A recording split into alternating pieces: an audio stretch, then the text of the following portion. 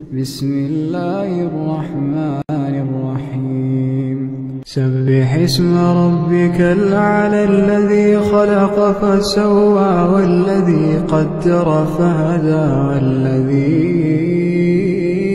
أخرج المرعى فجعله غثاء نحوا سنقرئك فلا تنسى إلا ما شاء الله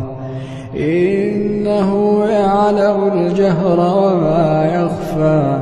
ونيسرك لليسرى فذكر إن